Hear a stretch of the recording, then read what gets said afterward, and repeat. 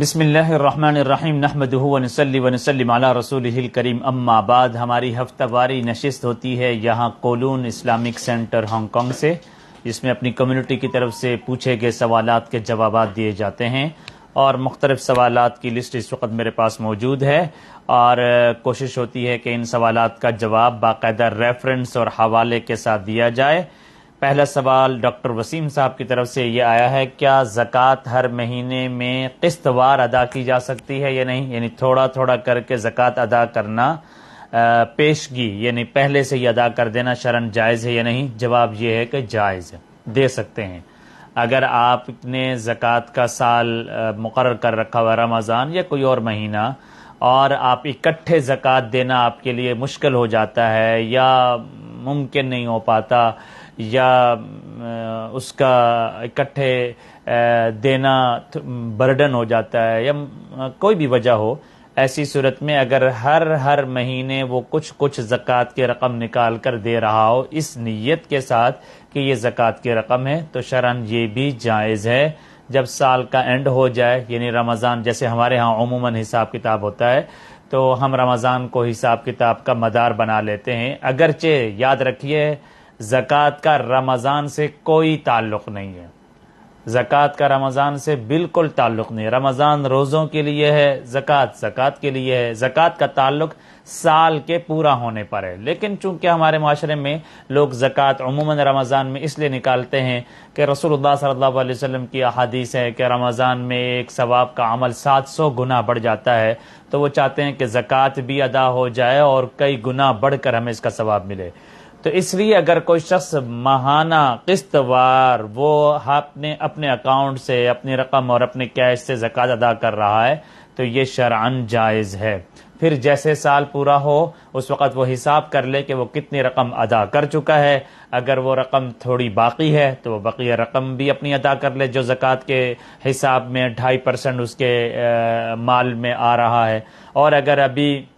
اس نے زیادہ ادا کر لی ہے تو اس کی بھی اختیار ہے کہ وہ جو زیادہ ادا کر چکا ہے وہ اس کو اگلے سال کے لیے بھی کاؤنٹ کر لے، اس کی بھی شرعاً گنجائش ہے۔ قرآن پاک میں اس کی کوئی ممانعت نہیں ہے۔ رسول اللہ صلی اللہ علیہ وسلم کی احادیث میں ادو زکاۃ اموالکم کے الفاظ موجود ہیں، اپنے مالوں کی زکوٰۃ نکالو، اور قرآن پاک میں ہے خذ من اموالہم صدقۃ تطہرہم وتزکیہم بہا، اسی طریقے سے اقیموا الصلاۃ وآتوا الزکاۃ، اس کے لیے یہ کوئی قید نہیں ہے کہ یکمشت ادا کیا جائے، اس کی کوئی قید نہیں ہے۔ اس لیے اگر الگ الگ کر کے ماہانہ کر کے بھی زکوٰۃ ادا کر دی جائے تو شرعاً زکوٰۃ ادا ہو جائے گی۔ اسی کی ذیل میں ڈاکٹر وسیم صاحب کا ایک دوسرا سوال بھی یہ ہے کہ اگر سال کے شروع میں سونے کی قیمت کچھ تھی اور زکوٰۃ کے ادا کرنے کے وقت سونے کی قیمت بڑھ گئی ہے، اور ہم نے قسط واری جو زکوٰۃ کی رقم ادا کی ہے وہ پچھلے حساب سے کی ہے، تو کیا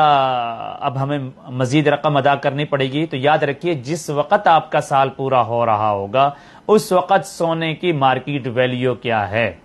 مثال کے طور پہ اگر آپ کا فرسٹ رمضان کو، 2 رمضان کو، 3 رمضان کو آپ عموماً سال پورا کر کے اپنی زکوٰۃ کی رقم دیتے ہیں، تو اور پچھلے بھی کئی مہینوں میں آپ زکوٰۃ کی رقم دیتے آ رہے ہیں، اور پچھلے سال کے حساب سے سونا کم قیمت کا تھا، اب جب یکم رمضان کو تاریخ پہنچی، اب سونے کی قیمت زیادہ بڑھ چکی ہے، تو یقیناً سال آپ کا پورا چونکہ یکم رمضان کو ہو رہا ہے، تو اس وقت مارکیٹ کی ویلیو کے اعتبار سے جو رقم بنے گی اس کا جو 2.5% زکوٰۃ بنے گا اس کا حساب کیا جائے گا، وہ مدار زکوٰۃ ہوگا۔ امید ہے آپ کو یہ مسئلہ سمجھ میں آ گیا ہوگا۔ ایک خاتون نے یہ مسئلہ پوچھا ہے کہ ادھر دیکھیں اس کو، ایک خاتون نے یہ مسئلہ پوچھا ہے کہ مفتی صاحب شرعی نکاح ہو گیا ہے، حق مہر ادا نہیں ہوا، رخصتی نہیں ہوئی، میں خلا چاہتی ہوں اور لڑکا خلا نہیں دے رہا ہے، تو خلا کیسے ہوگی؟ دیکھیں خلا کسے کہتے ہیں؟ خلا مسٹ بھی لازمی طور پہ آن بورڈ لینا ہے ہسبینڈ کو، شوہر کو، اور جانبین سے یہ خلا ہوتا ہے۔ خلا کا مطلب یہ ہوتا ہے کہ دونوں اس بات پہ راضی ہو جائیں کہ عورت آفر کرے کہ میں اپنا حق مہر آپ کو معاف کر دیتی ہوں، آپ اس کے بدلے میں مجھے خلا کی ڈگری دے دیں، مجھے خلا دے دیں، تاکہ میں آپ سے میری جان چھوٹ جائے اور میں آزاد ہو جاؤں کسی دوسری جگہ پہ نکاح کرنے کے لیے۔ یہ خلا ہوتا ہے. چاہے وہ حق مہر کی رقم معاف کرنے کی آفر کرے کہ میرا جو حق مہر طے ہوا تھا وہ میں معاف کر رہی ہوں، یا اس کے علاوہ کوئی آفر اس کو دے دے کہ میں اتنے پیسے دیتی ہوں، 50,000، لاکھ، 2 لاکھ، کیا آپ کو میں یہ پیسوں کے آفر دے کر آپ کو آفر کر رہی ہوں کہ آپ مجھے خلا دے دیں اور میری آپ کے ساتھ نباہ ممکن نہیں ہے. یاد رکھیے جب نکاح ہو جائے گا تو اب اس نکاح کے بعد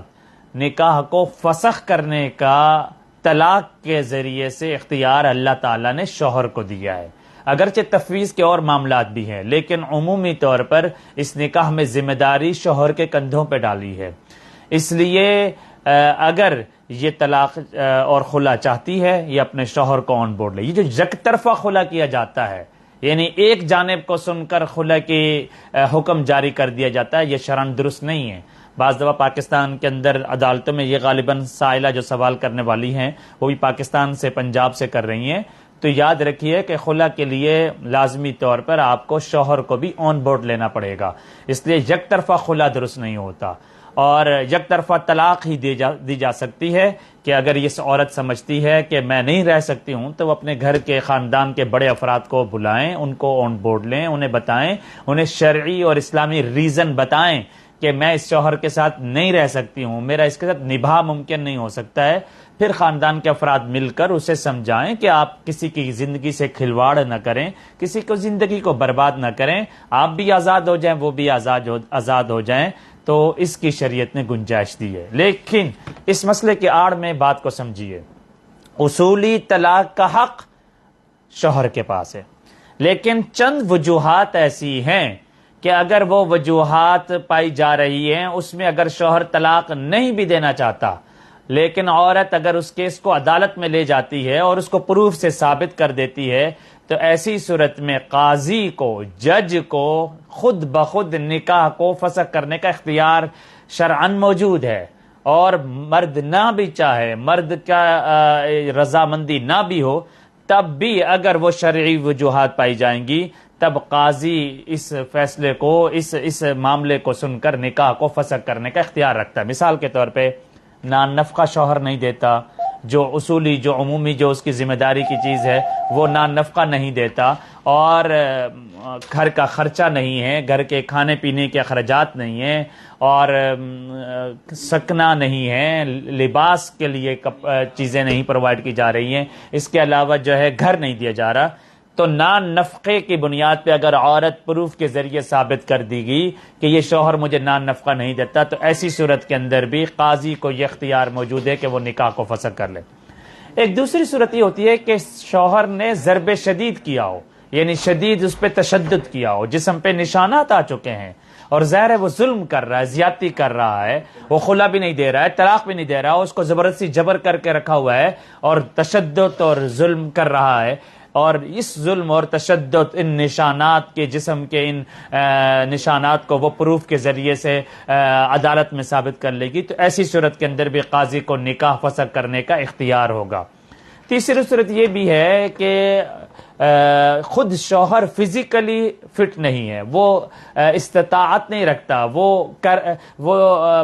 بیوی کے حقوق ادا نہیں کر سکتا اور فزیکلی طور پہ وہ ریلیشن کو رکھنے کے لیے قادر نہیں ہے، تو قاضی اس کو ٹائم اور مہلت دے گا کہ وہ اپنے آپ کو فزیکلی فٹ کرے تاکہ میاں بیوی کے ازدواجی تعلقات کے حقوق ادا ہو سکیں.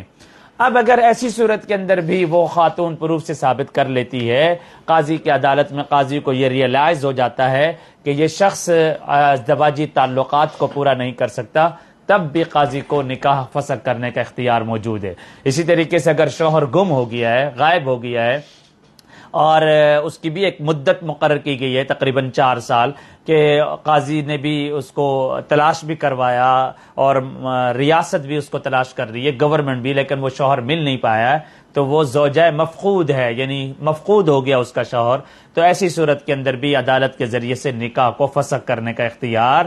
عدالت کو موجود ہے. اس کے علاوہ اگر خلع کا جو مسئلہ ہے، جیسے کہ میں نے پہلے ذکر کیا، یہ ضروری ہے کہ خاتون اپنے شوہر کو آن بورڈ لے اور کوئی آفر دے کر اس کو خلا پر راضی کرے، تب اس کے جان چھوٹ سکتی ہے اور وہ آزاد ہو کر دوسری جگہ پہ اپنی عدت گزار کر دوسری جگہ پہ نکاح کر سکتی ہے. یہاں ایک صاحب نے پوچھا ہے کہ یہاں ہانگ کانگ میں بعض دفعہ بچے کی پیدائش ہوتی ہے اور بعض دفعہ تاخیر ہو جاتی ہے بچے کے کان میں اذان دینے کے حوالے سے، تو کس وقت تک بچے کے کان میں اذان دی جا سکتی ہے؟ یاد رکھیے کہ اس کا کوئی ٹائم مقرر نہیں ہے، جیسے بچے کی پیدائش ہو جائے اور آپ کو پتہ چلے اور آپ کے ہاتھ میں بچہ آ جائے تو آپ اس کے سیدھے کان میں فجر کی اذان دے دیجئے اور اس کے بائیں کان میں جو ہے وہ اقامت کی تکبیرات کہہ دیجئے۔ یہ شرعی اور اسلامی طریقہ ہے، اس کے لیے کوئی ٹائم، کوئی وقت مقرر نہیں ہے۔ اگر ڈاکٹروں نے اس کی مزید چیکنگ کرنی تھی، اس کی باڈی کا ایگزام لینا تھا یا اس کے اور پارٹس باڈی کو چیک کرنا تھا یا کوئی اور وجہ تھی اور اس کو ابھی تک وہ گلاسز باکس میں رکھا ہوا ہے، اب تک نہیں دے رہے ہیں، ٹائم گزر رہا ہے، تب بھی شرعاً کوئی حرج نہیں ہے۔ جیسے ہی آپ کے ہاتھ میں آ جائے تو آپ فوراً کوشش کر کے اذان دیجئے۔ اور احادیث کے اندر بھی آتا ہے کہ رسول اللہ صلی اللہ علیہ وسلم کی کہ عن ابی رافع رضی اللہ تعالی عنہ قال رأيت رسول اللہ صلی اللہ علیہ وسلم اذن فی اذن الحسن بن علی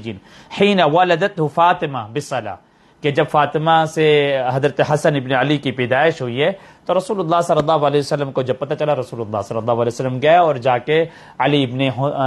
حسن ابن علی کے کان میں رسول اللہ صلی اللہ علیہ وسلم نے اذان دی ہے۔ اور اذان، بچے کے کان میں اذان دیتے وقت کانوں کو ہاتھ لگانا بھی کوئی ضروری نہیں ہے۔ عموماً کانوں پہ جو ہاتھ لگا کے اذان دی جاتی ہے اس کا مطلب ہوتا ہے آواز کی بلندی، اور بچہ تو ابھی معصوم ہے، اس میں کوئی آواز کی بلندی نہیں، اس میں تو مقصد یہ ہوتا ہے کہ لوگوں کو بلایا جا رہا ہے اذان کے لیے، یہ تو سنت عمل ہے اور معصوم بچہ ہی ہے، اس لیے اس کے لیے بڑی بلند آواز سے، زور سے کانوں پہ ہاتھ رکھ کر یہ کرنا کوئی ضروری نہیں ہے۔ ہاں بہتر یہ ہے کہ جو اور عمل ہے، جیسے مثال کے طور پہ حی علی الصلاۃ یا حی علی الفلاح کہتے وقت اپنی گردن کو ہلا دینا، اگر وہ عمل کر لے، قبلے کی طرف منہ کر لے تو یہ اچھا اور سنت عمل ہے۔ امید ہے یہ مسئلہ بھی سمجھ میں آ گیا ہوگا۔ اللہ تعالیٰ میرا اور آپ کا حامی و ناصر ہو۔ والسلام ورحمۃ اللہ وبرکاتہ۔